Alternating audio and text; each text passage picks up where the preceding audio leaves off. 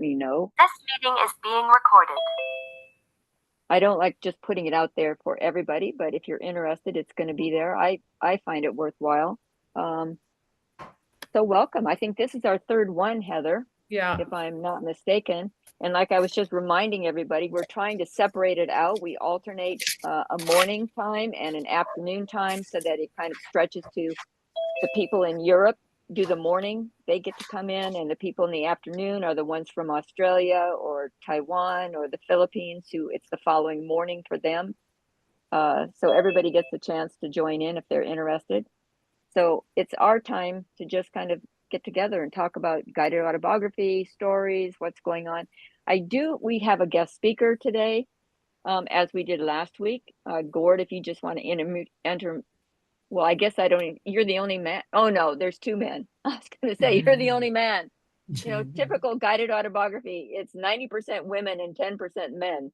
But anyway, we have Gord Deyell here, and he's going to be our speaker. But I had a couple of announcements. First of all, I'd like to start off with, and then we're going to get going.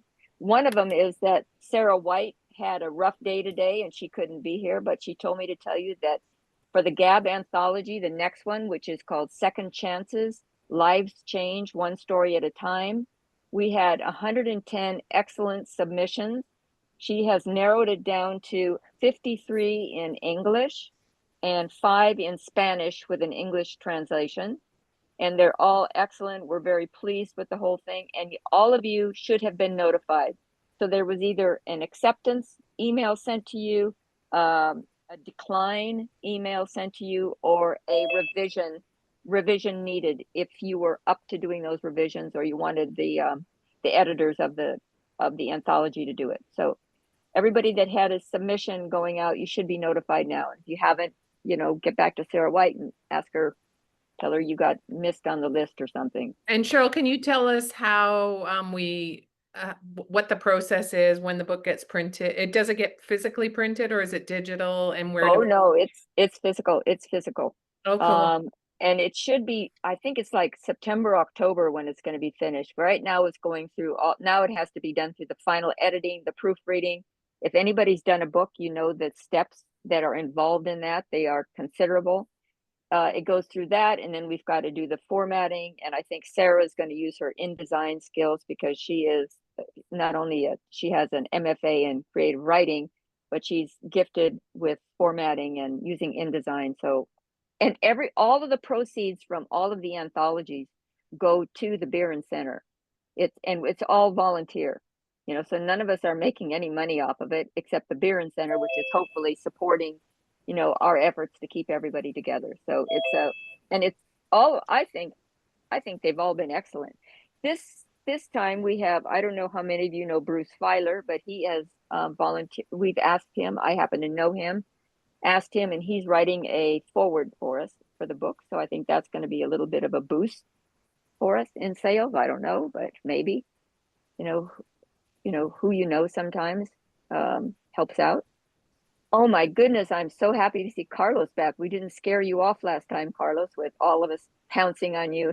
Carlos was the only one last time who didn't know anything about GAB, and we just kind of all, talked him into everything that we were doing. So at least you're not. I wasn't supposed to be on that meeting, and I was. So here I am again. Well, you and Mary Jane can maybe sign up for classes together. Yeah, who knows? Yeah. Okay. So I'm going to leave this now over to Heather. You want to go ahead and take over, Heather? And then Sure. We've got Gord who's going to give the little talk, and I've got the flash writing. We'll do the flash. I think we'll do the flash writing first. Okay. And Cheryl has a really fun prompt for us tonight. So let me put it up. I'll put it up because it's easy. Yeah. So I just want to welcome everyone. Yeah, there we go. Oh boy, how come it's so small? Can somebody tell me that? It's fine. That's crazy. No, you could see it? Yeah, it was fine. Let me do it again. Okay. Because there it is. On my screen first, it was very small. Okay. So we'll take the next 3 minutes to all write about this, remembering the smell of, and then anyone who wants to share, we will let you read your story to us. So we'll take this. Yeah, so everybody look at it, get out a pencil and paper, or do it on your phone or however you do it, dictate it, whatever you do, but mute yourself. And I will set the timer for 3 minutes and you'll realize how fast it goes. But I was trying to think of something that was easy, that we all have memories of, now remember the smell of. For me, it was lilacs this time of the year. Could be something thinking about summer coming up, whatever. I remember the smell of and write for 3 minutes. So I will go ahead and start the timer now.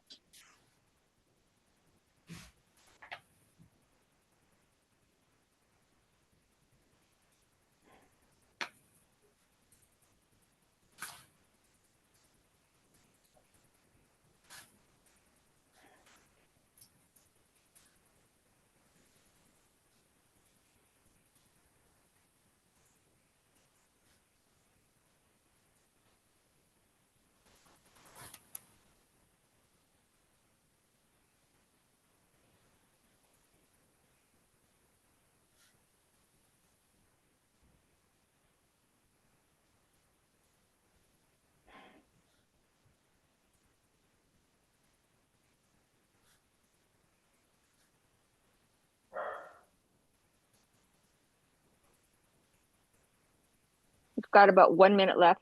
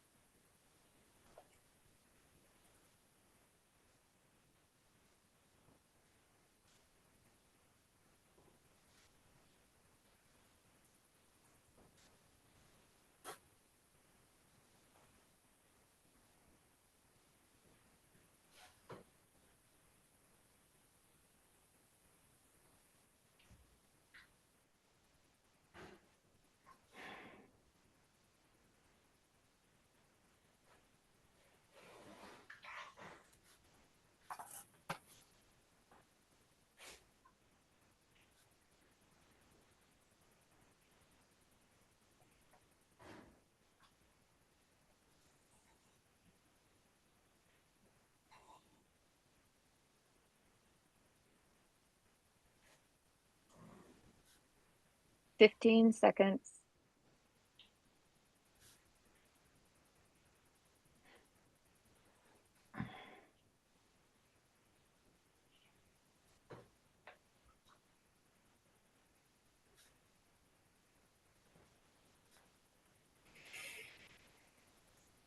There we go. 3 minutes. I don't know if 3 minutes seemed like a long time or a short time for all of you writers. Okay, let's hear from somebody.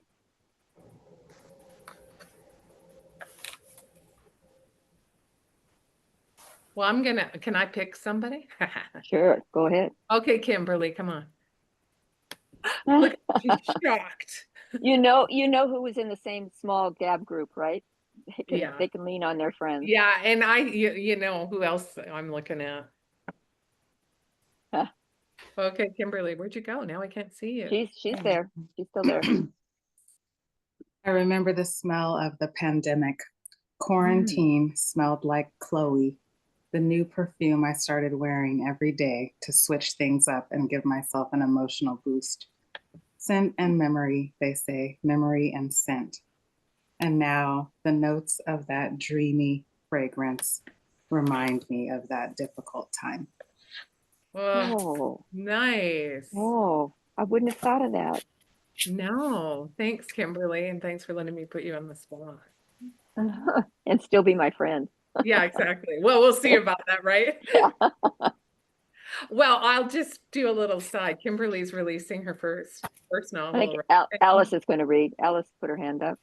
And I'm just doing a pre-read of her. So Angela, that's Angela, Angela and Alice. Great. okay, go. Alice, go ahead, and then Angela.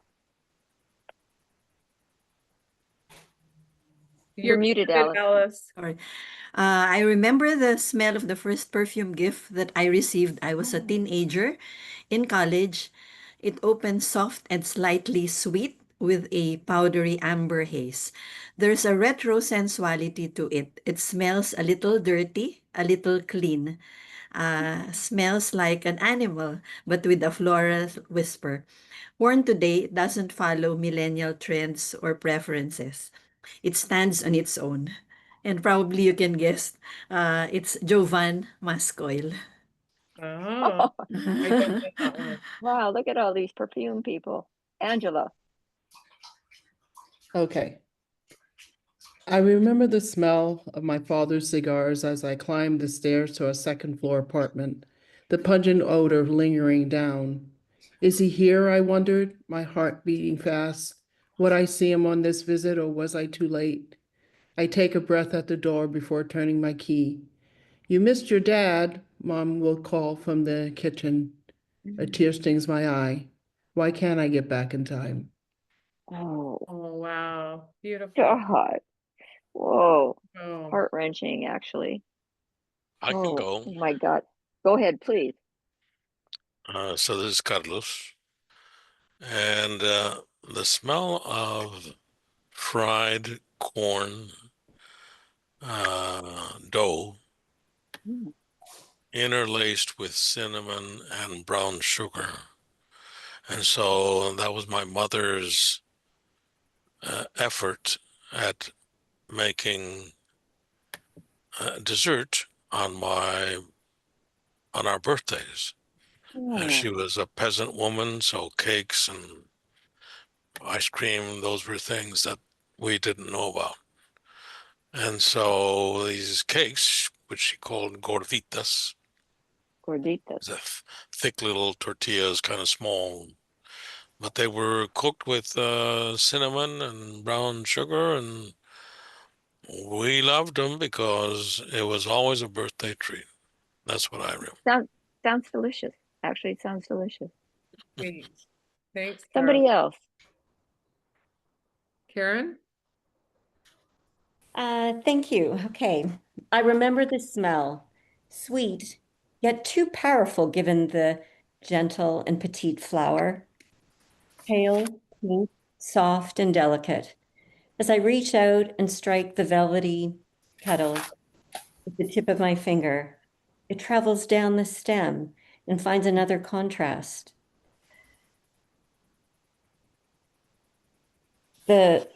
Just hang on. The smart prick of the thorn pierces my skin. A tiny drop of blood falls to the prairie earth, a testament to my years there, living in raw beauty and suffering the hardship of nature. Oh, boy, another one. Beautiful. Tugs at the heartstrings. Yeah. Anybody else? Chris. There you go. Mary. Okay, Chris and then Mary McKnight. Okay. Hi, everyone. I remember the smell of freshly pressed uniforms being placed in my outstretched arms. I walked back to the nurse's home with a spring in my step, ready for the work week ahead, with the aroma of efficiency permeating my being. Oh, that was great too. It took us right where you were. Who was it? Mary that was Yeah, going to read? Mary No, McKnight. okay, Mary, go ahead. You're muted, Mary. You're muted. Thank you. There you go. I remember many smells from my grandmother's house, but especially the wonderful smells in the bathroom. There was a gardenia bush growing right outside the window, and being in the South, that window was open all the time. One of the advantages of no air conditioning was that gardenia smell came sifting through the whole house, through the bathroom. But there was another smell too, I remember in that room, the smell of ivory soap and the feeling I had every time I came into that bathtub, fresh, clean, and ready to go. New meanings to these scents when I look back now. Great. Mary, I have to tell you, recently my daughter we were talking about scents, and she said ivory soap reminds me of my grandpa. It's funny. Oops. I think that was Alice. I guess we should go on to Gord. Yeah. Are you ready, Gord? I am almost. I'm just trying to get this presentation thing to work for me. But Okay, well, we can just keep talking, schmoozing here. one more story would be nice to hear. Okay, yeah. Anybody else have another story while Gord is getting Dottie, himself set Dottie up? has one for us. Okay, good. Should have gone earlier with all the perfume people. I remember the smell of orange blossom perfume. I always wanted to get some when we were on a road trip with my grandparents. It often came in a little bottle shaped like an orange, or sometimes a tiny bottle held within a shell. I have some downstairs, and I smell it whenever I'm homesick for Florida or the carefree times of my childhood spent in the loving care of my grandparents. Gosh, I hadn't thought so much about perfume. I don't know why. I'm surprised. There's like 3 or 4 with perfume. Amazing. But I think that go says ahead. a lot, because perfume definitely is connected to another person, right? Yeah.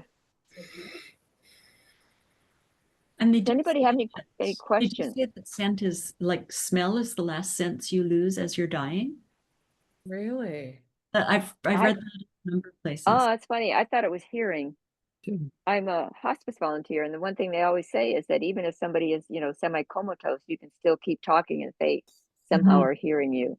I don't know, Susan. That's amazing though, if that's true. I think hearing is the second to last, but Well, going back to the pandemic time, thinking about Kimberly's story, that's the one sense that oftentimes you lose during if you get COVID. So yeah, that's right. yeah, it would be a different world without our sense of smell. Any other questions or comments? Anything? This is like I said, our third session. This is for you. We are trying to work and, get interesting topics that you are interested in. I've been in touch with Gord, and he started talking to me about, he's been working in a nursing home with music. We did I should have done something on sound, of course, if I had thought of that instead of smell. But anyway, he's been working in a nursing home, and Gord himself is a musician, and bringing music into it, and the power of music to bring people with mild cognitive impairment or early dementia, into a completely different space by the power of the music itself. So that's what I thought. And then Gord said, yeah, but I've been working on these different, mini courses that he's been offering. He has done the one-page website course that I flunked, but I did take it with him, and I can highly recommend him as an instructor. You just don't want me building your website. So Gord, are you ready? Oh boy. Yeah, I don't Technology issues. Yeah, I mean, I even restarted my computer before I got in here. Okay. Which might mean something's downloading in the background that I don't know about, but I'll start. But at one point, Gordon, it did show you sharing your screen. I know, and then I stopped it because of it. I realized I was doing that, and it's because I'm working through not through PowerPoint, but I'm working through Canva, which I've done before as a presentation mode, and there was never an issue, but that's okay. It'll sort itself out, or you can just hear me talk. Well, we can go through and just have everybody say their name and where they're from if you want, Gord. No. I think we should. Okay. Move on because. All right. Just because. Okay. And we'll get it sorted out here in a minute. It looks like it'll start warming up as I speak. Okay. So first of all, thank you, Cheryl, for actually inviting me. I'm always happy to talk about almost anything, and And I just wanted to say that there's when Cheryl asked me, she said, "So do you want to talk about something?" And I sent her a couple of things, and I thought, okay, she's going to pick one of them, and then she said, "No, just talk about all of it." And then I realized that what I wanted to talk about, there's the technology that I'm going to get into a little later, and there's the GAB work and the work that I'm doing, and they are actually related. So because all of the tools that I want to speak about are um, relevant to those of us who are putting on classes or really doing anything um, in the world with GAB work or whatever projects we've got going. So I'm hoping that there might be some things of interest today. Um, so first of all, I just want to give a little background. I've had a long career in the film industry, almost 48 years now. And as of the last year or two, am essentially semi-retired now. I now help out with younger people working in the industry, and I still keep my hands in it a bit. Um, but also, I've been working at GAB related things for I think probably like 5 or 6 years now. I had been inspired to do this type of work when my mother was in a care home, and I did some interviews with her. I wanted to find out all those aspects of her life that I didn't know, or she'd probably, maybe as we were growing up, she told stories about it. But so I did a little videotaping of her. I asked her questions, and she told me all about what was going on with her life. And to the point that later, 10 years later, my mom was quite sick, and I had forwarded to one of my sisters the video that I had made, and my younger sister, who prides herself on knowing everything about our family, said to me, I didn't know a lot of those things.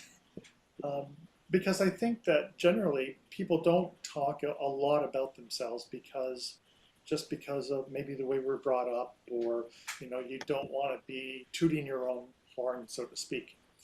And I find the same thing, even though I'm actually a horn player. Uh, and I'm a trumpet player, which makes me on the spectrum of being outgoing. That's the way I get that out of my system, and the rest of me is very not outgoing. Um, so, needless to say, I was very intrigued by hearing people's stories. I also had done some work for a period of time, working for a company that did transitions for seniors into care homes, generally higher end care homes. And I got a chance to meet and actually videotape some people who were talking about that experience. So I was intrigued by the idea of documenting stories. And that's where I came across Dr. Bieran's book, firstly, and then got engaged with the work. Um, However, like many of us, I would expect in this room, GAB work is not our primary profession necessarily. We could be a primary writer or therapist or whatever, but the GAB work probably has not been our primary, at least not our primary source of income. And therefore, like with me, what's happened is uh, I tend to juggle. I have juggled a music career, a film career, and now like kind of a GAB career, let's say. And it's hard sometimes because one thing will take over, and so this project then gets kind of buried, and it's a long process, I guess, is the short way of me getting to this. And so I just wanted to let you know where I'm coming from. And the process for me over the past couple of years has been sped up now by technology.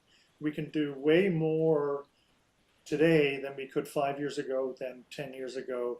I first started doing videos for YouTube probably like in the year 2000, 1999, when YouTube was first born, and it was almost impossible to upload things. And today, the things that are the tools that are available to us are incredible. So as part of the juggling journey, I've learned about these different technology tools that have helped me even keep the projects that I'm doing alive. So that was the thing that I most wanted to say, was that the important thing is for all of us, and it's really nice to see everyone here, is that we're always learning. We're learning from each other, and we're learning every time we go out and we lead a group or we lead something. We're learning from that group and what it takes for us to show up. So part of what that is understanding and getting over our fear of technology. It's not as although things are easy to manipulate once you've got some facility with it. That first learning curve often stops people from even venturing into things, right? Like, video editing. I can never do that. Or, it's just, we have our main focus, but we still have to sort of expand that envelope. And it also includes learning about what social media is and how we are able to present ourselves into the world. So what I've been able to do in the last couple of years, and actually there's a person who's in the room right now, Susan Boyce, and I spent a lot of time about a year and a half ago creating a brochure for the GAB work that we still want to do together, but we haven't been able to at this point. And from that, there's been other things that I've been looking at, taking things into care homes, like Cheryl had said. And that's been a whole other experience, because I found now, working with people who have, issues with writing or just older age, mild forms of dementia. I found that each group that I've run, and I've run a few now, every group I have to adjust what is it that I'm presenting to them, and learning about the individuals who are in the group, and then kind of being flexible enough to cater what their needs are for what I know and what we all know is the foundation of this work. So there's been a lot of sort of adapting over the last year for me, and I've been very happy with the results. But it also things show up that I hadn't thought of before, like Cheryl was speaking about music. Well, one of the groups that I just finished leading, the last session that we had was I had asked them to each bring in a song that really meant something to them, and we would dial it up on my phone and have it played. And the really interesting thing was that for all four of the participants, two who were really able to communicate well, and two who had really a difficult time. One man in particular who could, if you asked him a question, he just wouldn't be able to remember. He kind of had a light in his eye, but he couldn't. Well, he probably could remember. He was just not able to speak what it was there for him.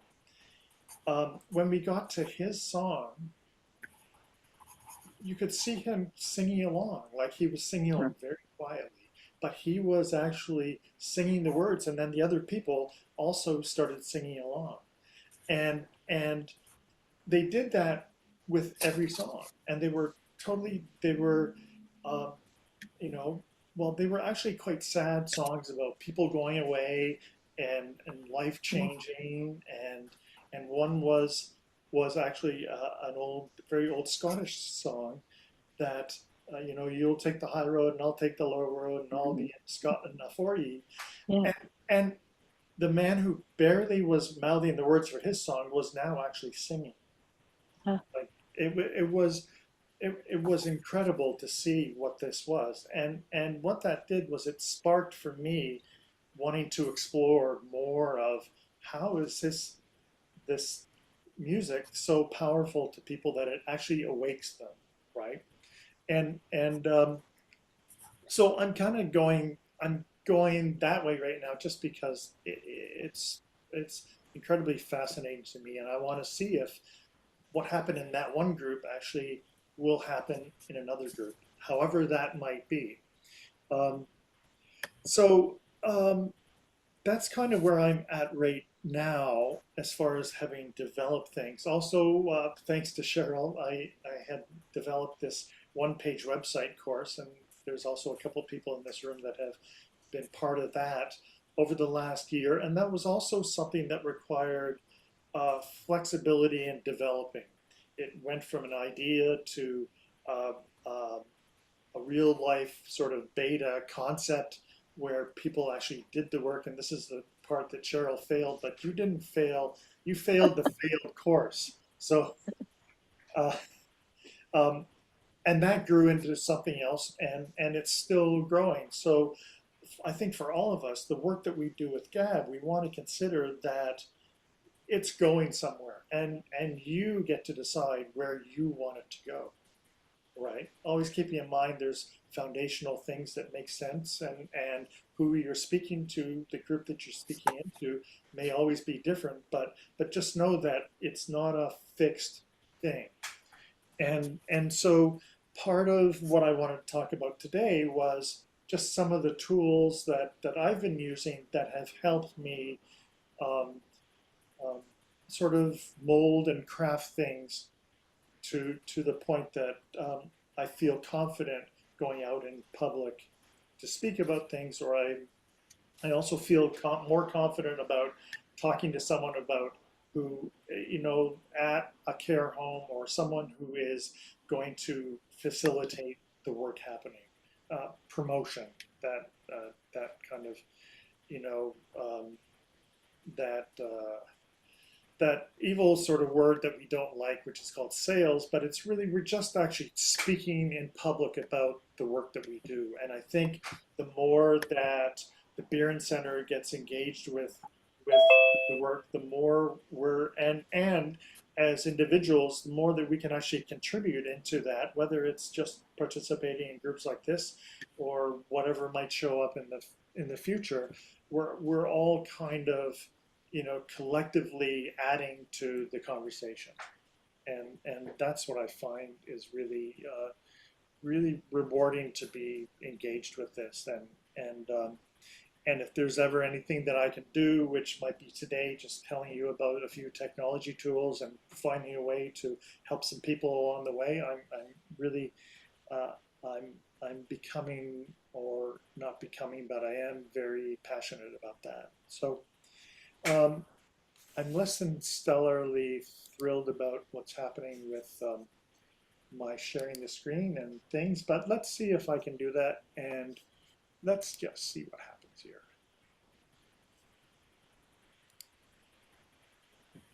And if there's a God, you'll see something there. It is. It's there, Gord. Okay, so 5 digital tools. there is a God. Okay. There is a GAB God. So I wanted to just go through, there's really 5, there's more than 5, but there's 5 basic kind of tools that I use on a regular basis. And I think Cheryl was briefly said, I'm actually, after I had developed the one-page website course, I realized that there's things like, what is it that you do next? And so I had thought about, well, I guess it's like maybe having little mini courses that might go around each of the main tools that I use to help people through that. I remember working with Cheryl last year when we were setting up the YouTube page for the Beer Center, and it actually, out of that, I put together a little step-by-step, how do you actually go and sign up for it? What are the steps you have to do to get to it, right? And it exists now, and it will grow and thrive over time. So that was just one of the sort of 5 things that and what I realized then from working with Cheryl on this was how difficult it is to look at something for the first time, especially technology. it's supposedly step by step, but it isn't really, right? So that's what I'm in the process of developing, these 5 little kind of mini courses that will be a companion to the 1-page course. And If I could just jump in here, Gord, I just want to say that Gord is somebody that makes technology, makes you don't feel stupid working with him. You know, he explains it. He has the patience of a saint. He makes it doable, and the little videos that he creates to show you the steps, you know, are very, very helpful. So go ahead, Gord. okay, I'll try and live up to that then. Oh, well, So what we're going to look at today is we're going to look at Canva, a video software called Descript, and both Canva and Descript are essentially web-based programs, meaning you log into it on a browser. They keep all of your records into your account. You don't have to have a software that you buy and pay a lot of money for up front, and keep everything on your computer until it gets too old to use. It's always saved. This is kind of the way of most technology, most new programs nowadays is they're all kind of web based, and they're faster, and they update automatically, and so it seems to be that's how things are. That's what Canva and Descript are both. YouTube is also a web based well, it's not really a program, it's just a web application. And it's really what we're going to talk about with YouTube today. It's a YouTube studio where you get your own YouTube channel, as opposed to just the you know all those videos there that you see. And it's a housing thing where people can access and learn about so many things. It's probably the most accessed search engine next to Google, and probably more valuable because things last up there for a long time. And I'm going to talk a little about a couple of photo editors. One is called Preview on Apple on all Mac computers, and one is called One Photo, or it's actually called Photo. What the heck is it called? Well, it's called something, and we'll get to it later. It's a PC-based thing. I'm an Apple guy, but I also have a PC-based tablet that I use, and I know not everyone has an Apple computer, but Preview was the one that I went to most, and the PC-based photo thing was one that I just wanted everyone to know about, and I found it just last week, and it looks really good, and it's also free. Most of these programs have a free version. In fact, they all have a free version so far. And there's also paid versions for when you know that you really want to work with it, then you can upgrade it to what you need to upgrade it to. And then finally, come on, baby. It'll get there. Finally, and when it gets there, you'll see it. I want to just talk about AI tools, of which we're not going to go into very great detail today, but it is part of the world we have. And if you notice on Google, you'll see when you do a search, there's an AI component to it. If you sign up to make a web page from one of the sites, they almost all have an AI component to it. It's everywhere, and so the more we can kind of understand about it, the more we can actually make it work for us. So let's talk about Canva, and I think I'll share these slides after with Cheryl, and she can send them out to anyone that would like to have this slide deck after.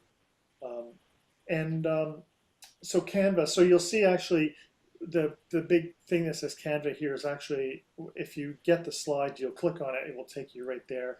It's actually canva.com is what we're looking for here. This whole presentation that I'm doing today I built on Canva. It's probably the most used tool I've got. I use it for virtually everything I do. I hope that this is big enough. This is what it looks like when you log into it for the first time. So now there is a free site and there's a pro site which costs something like around $10 a month or so. It's well worth it to get the pro site for this one. You can see all the various things that it can do. It's already set up for resizing the right thing. So like if you're looking to create a video, or if you want to create an Instagram post, you can type in Instagram and it will give you a format that's already formatted for what you need it for. And then down the left side here, you see different just boxes of where you can get things. But this is the first sort of look at what you get, and it's very, very comprehensive, and it's growing every year.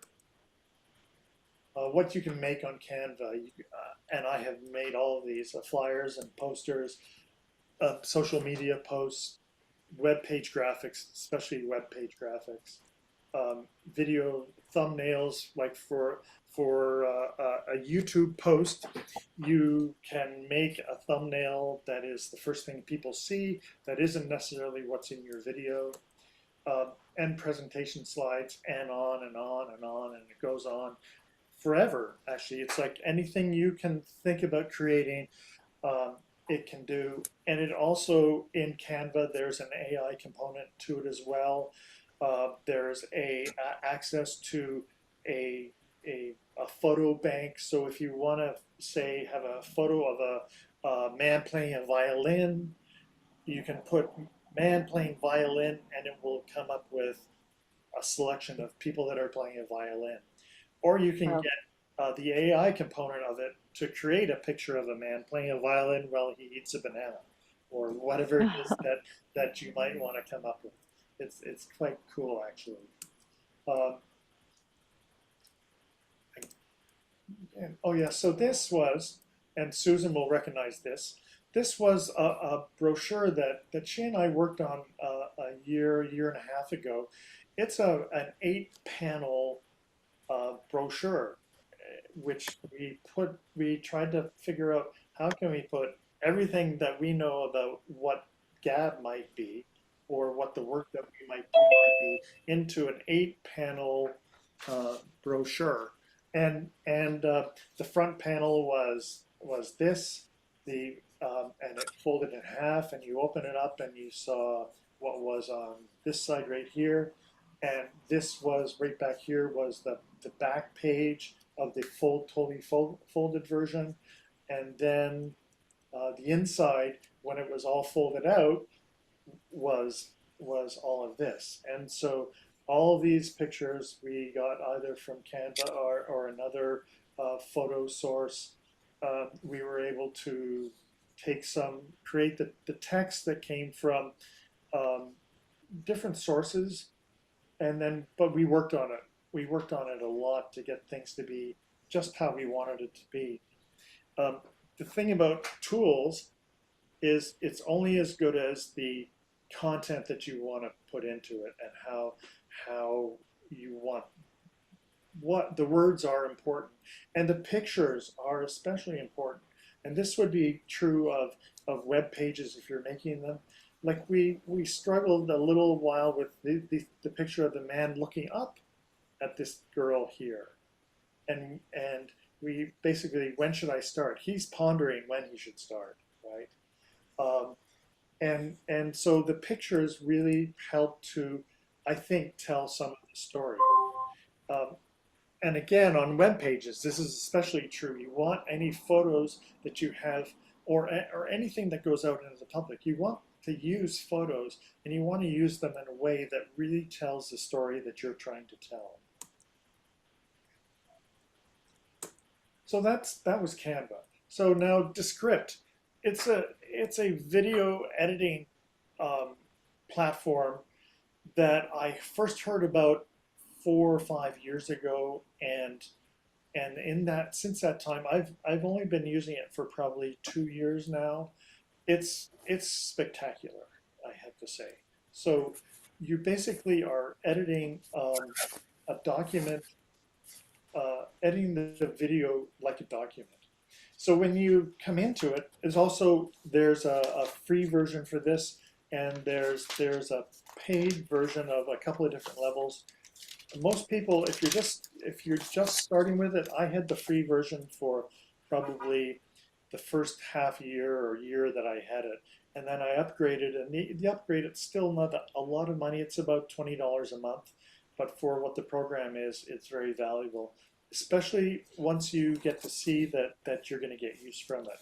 That's why all these tools where they have a free version, it's really worth kind of getting them and playing around with it.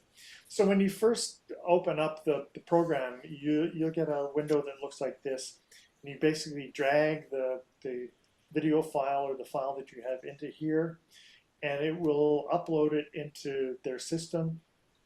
And all the videos that we've put onto the Barron website right now have all been edited through here.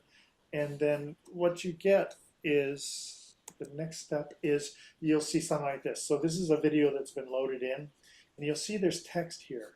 And so it creates a transcript of what was said. And down here are I basically broke up a very long video into little sections. But if I wanted to change something and just, I said a few too many times, or there's a whole section where I was speaking about something and it wasn't right, and I started over again if I'm recording my own video, or if it was a Zoom video that you had used, because all the videos that get made via Zoom can be imported directly into Descript as well. It will. So what I'm saying about editing here is I can highlight and she was going, and then delete it in this text box, and it gets deleted from the video. It takes the film part of it away at the same time. So you really can edit just via what the text is. After the fact, it has a lot of sort of bells and whistles that you can add things to. One of the things that I really like are this remove filler words. It will remove every that you say.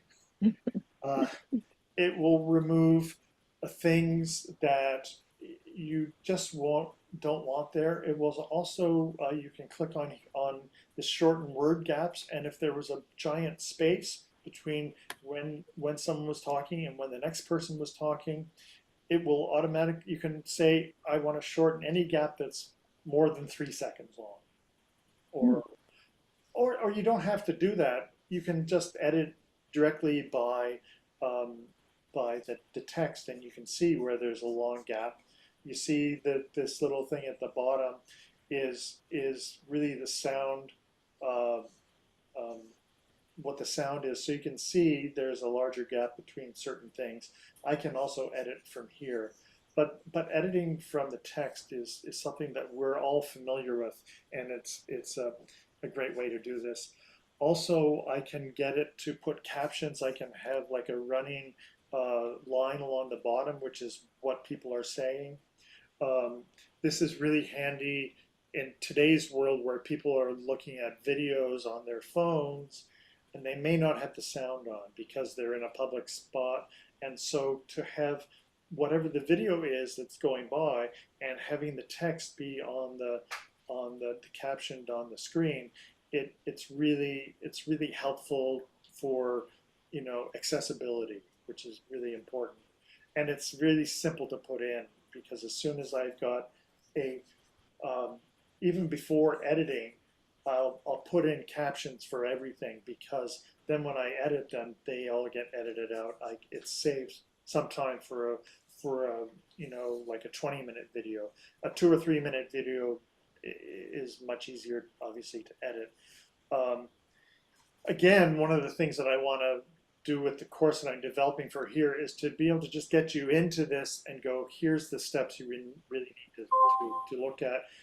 There's this, and this, and this, and then you're good to go to start working at it. Gord, we had one question. Are the videos then saved as MP4 files in Descript? Yeah, I can then export them as an MP4. I can export them as something that will go to directly into YouTube and be formatted directly for YouTube. There's a bunch of different ways of exporting. There's also a thing where I can export a transcript Okay.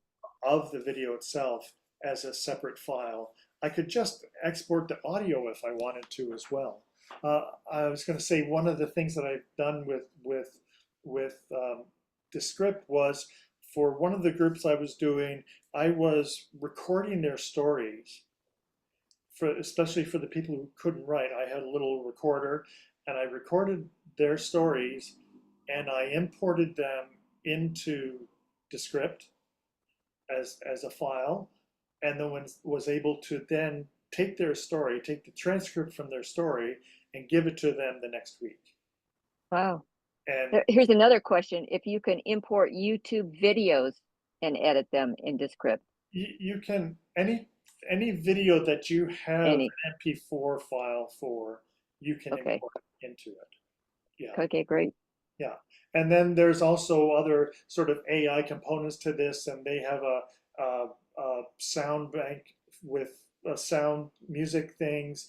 They have a bank of free video things that you, if you want to have, you know, if you're making a video and you want to have, you know, 5 seconds of waves crashing on a beach or whatever, there's a big video library that they have that you can use to augment any video that you're making. But I basically use it for, here's a video, and here I can add things in, like a whole slide, or I can just record a slideshow. Like I could record this presentation and import it into Descript, and then cut out all the stuff that was kind of rambling. Okay. I'm not accusing myself of rambling, but sometimes I've been known to. But I was going to say, I hate to tell you this, but as a timekeeper, we're going to have to hurry up if we've got 5 points to get through. We're on number 2. Yeah, the other ones will be very quick. These ones, okay. These first 2 were just sort of my main great things that I use. Because people are already asking about the one-page website, you know, how to find out information, etc. So I've kind of talked about all these things right now about what it is that you can do. So YouTube, this is just a little screenshot of what the Beer and channel looks like. You can upload many types of videos to YouTube, and some are private, some are, you see here, some are public. You can make something unlisted and give people a link to it, and only if you have a link to it will you be able to find it. There's also private, that even if you gave someone a link, they wouldn't be able to see it. And they virtually, you know, you can put up anything here. The really great thing about YouTube, and specifically for promoting things, is that it's a searchable database, essentially. So if you want to know about GAB or guided autobiography, you could put that in the search, and virtually anything that is related to guided autobiography will come up, or whatever you're interested in learning. So this is where the work that we're doing as individuals, when we want to sort of publish our work, essentially, to tell people about it, this is a really great way to do that. You don't need a web page, you just need to have the ability to post something. That makes me think of something, because we've got a lot of digital storytellers here. Now, Heather, I don't know if you have a YouTube channel, but isn't this something that the digital storytellers would have a place to store their? Yeah, so mine are all up on a YouTube channel, and those that are public, and those that are private you can't see unless I give you. Yeah. yeah, it's a really great platform, and it's been around for years, and it will probably still be around for years, hopefully. Um, so you're basically using a channel, YouTube channel, as the main site for your name or your business. You're uploading different videos. It's a really effective marketing tool because it's a search-based engine. Um, and for creating any type of instructional video, short, long, whatever, it's a really great platform for that. Some of the photo editing things, um, we can go by these a little faster. What I really like about specifically Preview is the ability um, to edit photos, but also to edit PDF documents. So you see, this was the part of the brochure that Susan and I had made. Well, I made a one sort of panel little thing that I could put up into cafes or hand out to people, and I adapted what I had in Canva. I added a little code that someone could scan and go directly to the web page. It was the thing that I did in the photo editing was I was able to sort of resize things that were important.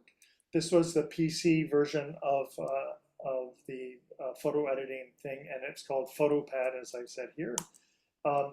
Cropping and resizing photos specifically for web pages is really important. Web photos sometimes are very large, and you want to have much smaller photos that go onto your web page or off to a printer. If you're printing something, if you're printing actual hard copies and they're big, you don't want to resize them down. But for electronic purposes, you actually want to be able to resize photos and resize them easily. And Apple Preview is what does that for me. Also, you can add things to existing photos, like I can write in any text that I want to add onto an already existing photo, or one that I've grabbed from the web that I want to put in something else. You can adjust the color and lighting of everything, and you can save it into different formats. I save a lot of things into PDF format because that's what everyone gets, but I can save into a PNG format, which is the photos that you're going to put onto web pages are best in that format. And then finally, it's the AI conversation, or as your Secretary of Education says, it's the A1 conversation. That's hitting all the schools now. They're really up on their A1. I don't think I'll ever forget that as long as I live. It's something that's brand new, or relatively new, and new for some people, and maybe not new for others. But it's also very complex. But there's simple sort of access points. And when you first open up a Chat GPT thing, it gives you this look, and you get to type in what you're working on. And in this case, I did this yesterday. I just did create 10 names for my business that is focused on guided autobiography work of James Beeren, and it shouldn't contain the words guided autobiography, because I don't want to have a title of my business having those words in it. And this is what it gave to me. And it gave me the 10 things that I asked for, and maybe I liked them, maybe I don't like them. And if I didn't like them, I would ask it to give me something that was a little more something, and it's given me some hints about even how to interact with it. The Chat GPT in particular, but a lot of AI things, it's like actually having a conversation with someone. And the more that you can converse in the way that you're thinking, the more likely you're going to get back results that you would be satisfied with. So Gord, this could be business names and then used for a domain name if they were going to go into building a website, right? Yes, absolutely. Or the name of a course that you're creating, or the name of how great, whatever, or the name of a post for Instagram. Name the post that's relevant to the picture of the guy playing violin and eating a banana, right? Okay. and it's a helpful sort of jumping off point. You still have to step back and go, what makes sense to you? What's right for you? So, and it's all about creating prompts that creating that conversation, and that's a whole art of itself. I've used it to write or rewrite a course description. I haven't really used it to draft emails or social posts, but people do that all the time right now. I still prefer to write a lot of my own work. Generating summaries. What I did with my one-page website, I had all videos. I created a transcript, and then I asked ChatGPT to make a summary of my transcript, which it was able to do, and they all seem to make a lot of sense. Like it's not like false information. It's just taking what was given to it, just like a Zoom does a transcript of like this call.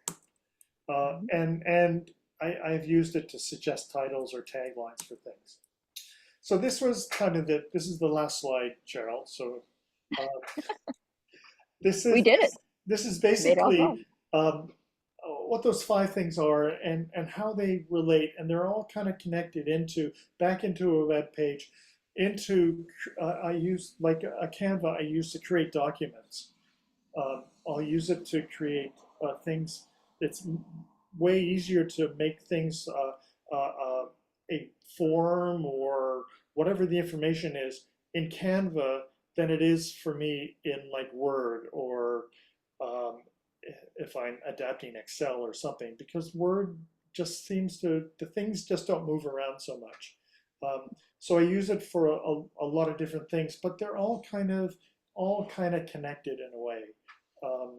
And there are other versions of the same type of software that exists, or the same platforms, but these are the ones that I like to use.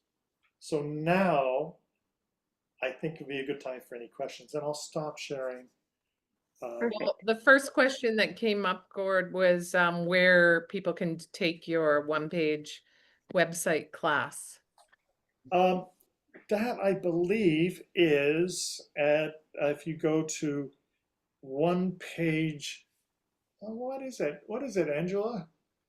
One page web. Well, maybe Gord, can you find the link? I And will. I should. Thank I'll get you. it right now. It's been a while since I visited there. So, a onepagewebbuilder.com. I knew it would come back to me. Yeah. And there you'll see a link that it will tell you about the course. You'll see a link where you can actually register. I still have an arrangement to give a 50% reduction to people who are part of the GAD community here. So if you've heard it here today, there is a code. If you reach out to me, I can tell you what that is, and you can reach me through there, or you can also reach me at gord@archiveourlives.com. ARCHIVIEVE OURlives.com. I'll put it in the chat. Okay. And I'd also be happy to talk to anyone that has any questions about it. You can email me directly, and we can set something up. Anybody want to raise their hand for questions and then unmute and ask rather than text? Just jump in. Yeah.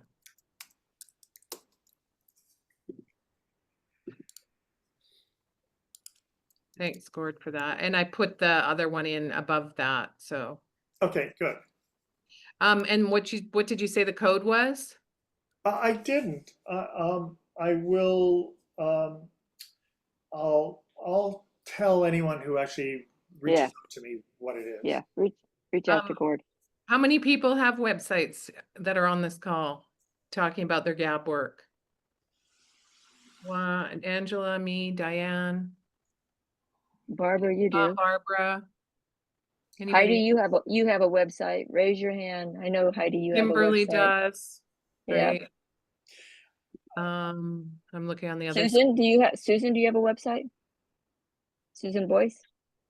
It's been kind of in development for a long time. And so no.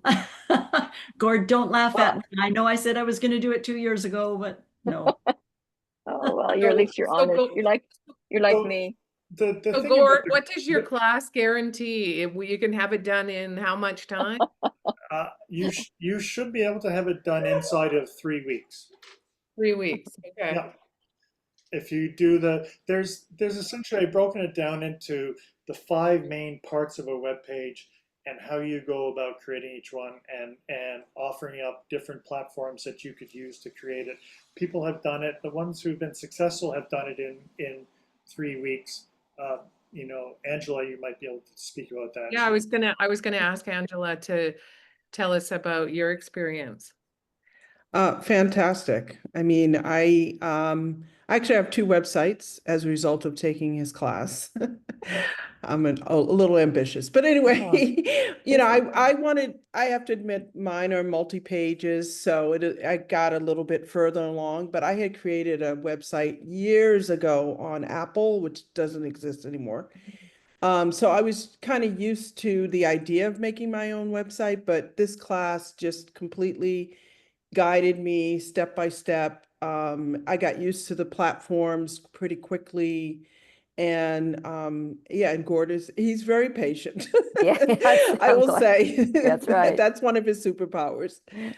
He answers a lot of questions, and really was super helpful to watch the videos, read things, test things out for yourself, see what works. Very good. One And of the Gord, things, do you encourage people to work on the content prior to the class, or is that part of the class? it's part of the class, but I just want to say that the way this was designed, that the whole course was designed, was there's the online component that when you sign up for the course, you get access to all the material, and then it's working at your own pace. And the coaching aspect of it is also working at your own pace. So as opposed to saying, okay, for the next 4 Saturdays at 4 o'clock, we're going to be having a class, I've set it up so that there's a couple of times per week where I'm available for coaching, and you sign up for those times. Okay. Right? So you do the work, and then you do some coaching, and then you do some more work, and then you come in and you know, either the coaching is 1-on-1 or 2-on-1 or 3-on-1, depending on how many people sign up for that time. I have a maximum number of people that can sign up for any one coaching session. I think some of the ones I do with Angela were just you and I, and that's fine. But you also learn from other people, and then built into the course now, since I started it, was I have a thing on each one of the lessons. There's like 12 or 13 lessons that you can look through. Each one of the lesson pages has a thing called Ask a Burning Question. And it's like, what is that question that you're stuck with right now? And as opposed to waiting for that coaching session that happens, that you've scheduled for 2 weeks from now or whenever, it's like, I'm having trouble accessing this thing. And so the Ask a Burning Question is you basically, you click on it, it takes you to a little form where you say what the thing was that you're working on. What is your question? It comes directly to me. You don't have to write an email. You don't have to say, hey, I'm Angela, and I'm taking the thing, and I hope your day's going well, and all that stuff. You just get to, I'm stuck here, or I really need to know about this. And then I respond directly to those within like That a day. sounds great. That's great. Speaking of, are there any other burning questions before we go to unstructured time? What about Google Forms? Is anybody using those for registration of their students? No? I use that and I find that really helpful. I use actually Microsoft Forms. Do you? Which are really good. They're really good for basic information. They're also really good for if you want to create a little quiz for your students that to go out. You can it can be like a survey, or it can just be basic information.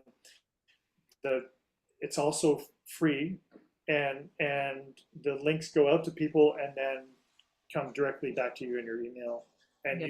you can then monitor individual responses to things. So like in the one-page web course, I have little sort of quizzes that are part of it that people can fill out. The information comes back directly to me. I haven't really used Google Forms, but it's probably similar. But Microsoft Forms are really user-friendly and effective. Great. Well, thank you so much, Gord, for stepping up and sharing all the technology with us. And for being so generous with your time and your abilities. Yeah. If anyone's interested in any of these mini courses that I'm developing, please just reach out to me at the Archive Our Lives email, and I'd be happy to sort of share how those things are coming and when they're going to be made public. Yeah, Great. do you have any estimate of that? When do you think, like, say, Uh, the Canva, or which one would be first, Gord? I mean, I don't want to put you on the Well, you spot, but know, I'm open being swayed. yeah, So if, say, there's 35 people here and 20 people said to me, I really want a course on Descript, yeah, that would be first. okay, But in my world, probably Canva and Descript are first up. okay. But and the timeline probably for me right now is I think I'll have a couple of these by the end of July. Okay, great, Great. great, thank you. People are sending their thanks in the Yeah. chat. So you can have a peek there. Yeah. So Gord has been always the one to step up. He has taken Jim Beeren's DVD. We had Dr. Beeren go through 5 sessions, and he's put those on the Beeren Center YouTube. So if you've never heard Dr. Beeren speak, you know, kind of he's the one who started this whole program back in the 70s. I think they're very well done. So we do have those up on there on the Community Hub under resources. Great. Thanks to Gord.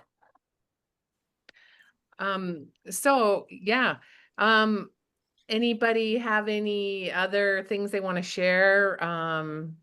Cheryl and I have been working together to put together speakers that will take us to the end of the year. So as Cheryl said at the top of the call, we're doing 3rd Wednesday of each month, and we alternate what time of the day. So keep an eye out.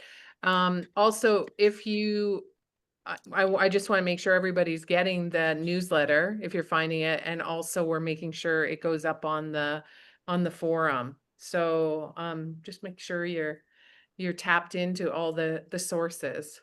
And if there's any questions about that, you can ask us. Everybody's so quiet because they're all muted. Yeah, unmute yourself. Yeah, talk. Have we scared you off, Carlos? You're still here.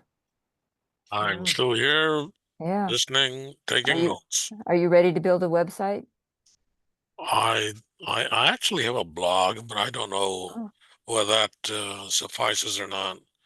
But I can't advertise anything about GAB because I haven't started doing that. Yeah. Yeah. Well, you just gotta. I've just been attending your sessions so Yeah. far. You just have to put your toe in the water and take a GAB class and start writing that story. Yeah. And then you'll be hooked like everybody else here. Yep.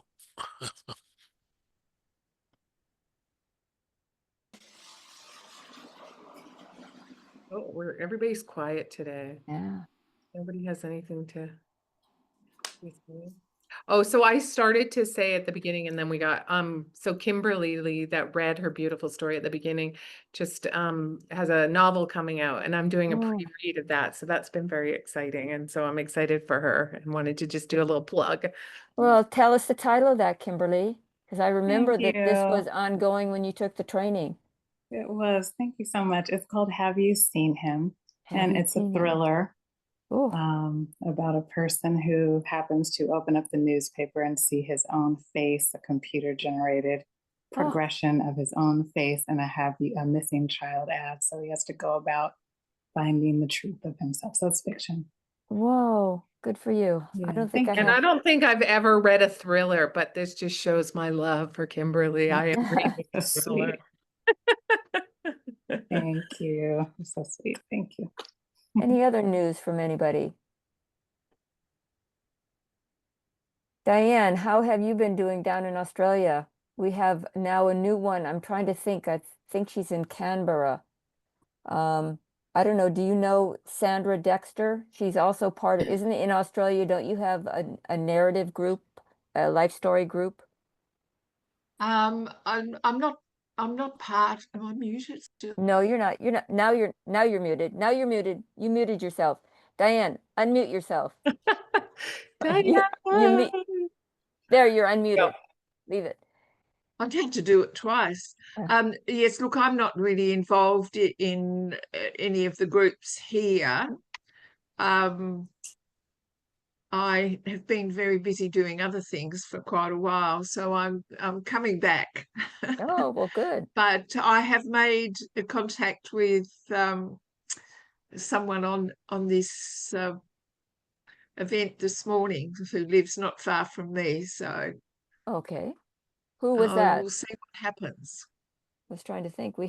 I would think that next to across the US and then Canada, we have the most instructors, but then I think it's Australia. You far surpass Europe. It was you, Chris, right? Chris Robertson? Yes, Yeah. yeah, it was Chris that I made contact with Okay. via the chat, and she's on the Gold Coast, which is just south of where I am, so we will catch up one day. Good.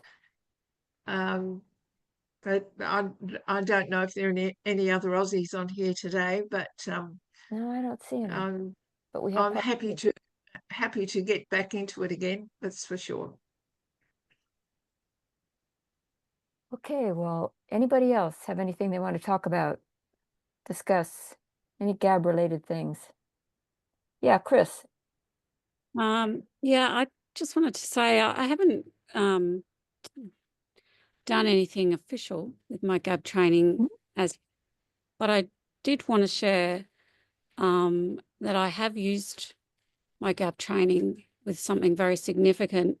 My father was ill when I was doing the GAB training at the end of last year, as you know, and he passed away. Oh, sorry. Thanks, Cheryl.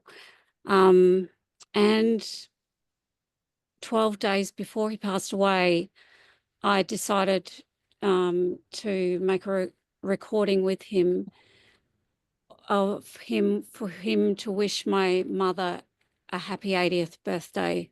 Her birthday in March, so he wouldn't be here for that. And everything that I learnt in the GAB training just came, it was on the spur of the moment that I decided to do it when my mum was out on a rare occasion. And everything that I learnt in the GAB training just came to me, and I just sat with Dad and asked him some pertinent questions, and he just was able to very breathlessly deliver this beautiful 8-minute message with some beautiful stories of Mum and him and memories, along with a lovely message for a birthday. Just funny stories. He sang for a little moment, and it was the most beautiful and special and significant thing. And I don't think that I would have been able to guide him through that without the GAB training. And for me, although I haven't done anything official with my training, it really is I'm just so grateful, because I don't think I could have done it without the training. Everything just came to help guide him through that. And to give that to my mum on her birthday, she woke up and I gave that to her. I said, listen to this. This is a message from Dad. The first thing she listened to was just, wow. That's That's incredible, Chris. I mean, that's really, just the fact that you had the presence of mind. First of all, you took the training, and I remember because your dad was ill and you didn't know how you were going to do it because you were helping to care for him. Is that right? Yeah. And fit it all in, and then you stayed and you stuck with it, but that you've used it that way. But I'm sure you could have done it, but you might not have had the presence of mind of I think what I'm getting at here is the importance of those stories, however you get them. If you get it, one-on-one like that, what a gift. And that's what I try to tell people. you know, people go, how much should I charge? What you're giving people by having them write these stories down you can't put a price tag on it. It's invaluable. What would I mean, your mother would never, and maybe the stories that she didn't even remember or that you'd never heard that he told, in those 8-minute long recording that you did. I just think that's a That's testament. inspiring. Yeah. Yeah, really. His feelings about her, how he felt about her as a wife and a Yeah. mother, memories Oh, attached. you And know, he could only manage 8 minutes oh, because he was so. listen, what a gift your dad did. I mean, Yeah. those are things you don't, I mean, I've been married for years, but you don't hear those very often. But to even have it capsulized in like 8 minutes, what a beautiful thing. Really. Yeah. That was amazing. Thanks Mm. for sharing that, Chris. Yeah. Yeah. Yeah. Well, thank you to my GAB trainers and you, Cheryl, and the whole group. Yeah. Yeah. Anybody else have a question or comment? Well, I want to acknowledge Teresa, who's doesn't have her camera on, Oh, that's right. and Our Angela photo was here, manager. and Angela was here before, but the two of them just finished their training to become a common language digital storyteller. Oh, see that? More digital storytellers out there. Yeah. So Angela, do you have a YouTube channel? Angela's not on the Oh, the you're thinking of Angela mean Turner. I'm Angie thinking of this Turner. Angela. I'm yeah, thinking of Angela this Angela. Turner. Oh Okay. yeah, sorry. Angela Turner's Yeah. gone. Teresa, do you have a YouTube? I do. I just started one this spring, so I haven't Great. much on it yet, but yeah, I'm building it. Great. That's great. I just think that would be an automatic place for the digital, especially the digital. Mhm. And Barbara Smith was in the GAB Yes. digital And story so, class, and so was Angela Lipsy. Angela, yeah. So Yeah. Barbara, do you have a YouTube channel? Not yet, but Oh. I'm excited. I think Well, that'll Gord be is the project. one to walk you through it. Yeah, If he can walk me through it and take over the beer and website to figure out how to put it up there, Hey, Uh, Teresa, what was your experience like getting the YouTube channel for the first time, and how you navigated through that? How was that for you? I had my graphic designer help me. Oh. Well, I happen to know that Barbara Smith is a techie, so I'm sure she would probably be able to do it almost on her own. I don't know, but I know that you can get help from Gord if you need it. And I also wanted to just say, if anybody has done the training and hasn't taught yet and is holding back, don't hold back anymore. Like, I'm starting my second round of classes tomorrow. And once I was saying this at the beginning of the call, once you do one, you become totally addicted. So I'm super excited. And yeah, it's just such an honor to be able to hear people's stories. So I'm super excited to be finally launching. Well, I want to say something about Kimberly too, because I don't know who told me, somebody from one of your groups, Kimberly, that you're doing a week soul collage. Yeah, soul collage retreat in Canada. Can you tell us about that? Sure, yeah. I just actually finished one in Esalen Oh, this wow. past week, and now on to it's Cortez Hollyhock. Island, yeah, off the coast of Vancouver, British Columbia, at the end of September. Tell us how it works and how you're going to do it. Yeah, we're going to be doing soul collage all week and writing. So we'll be doing both and sharing in small groups. So it's a combination, and I use soul collage as an entryway into the writing. Oh, how great. And just so everybody knows, Kimberly is doing our October, right? Is that what we picked? Yeah.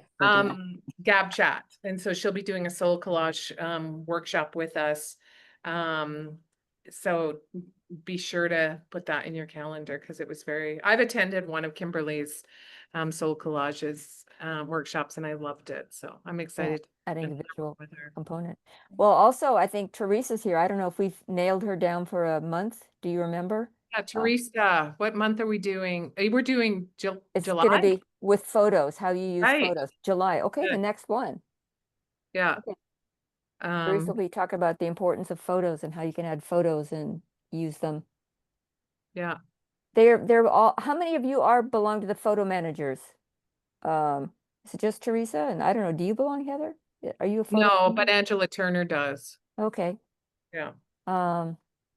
Anyway, I think it's a great combination. So I look forward to that. Well, thank you everyone for joining us again. I'm really excited that we do get to gather like this. It definitely creates some momentum and inspiration, and it's really nice to get to know people. So again, thank you for joining us and being part of this beautiful community. I'm going to stop the recording, everybody.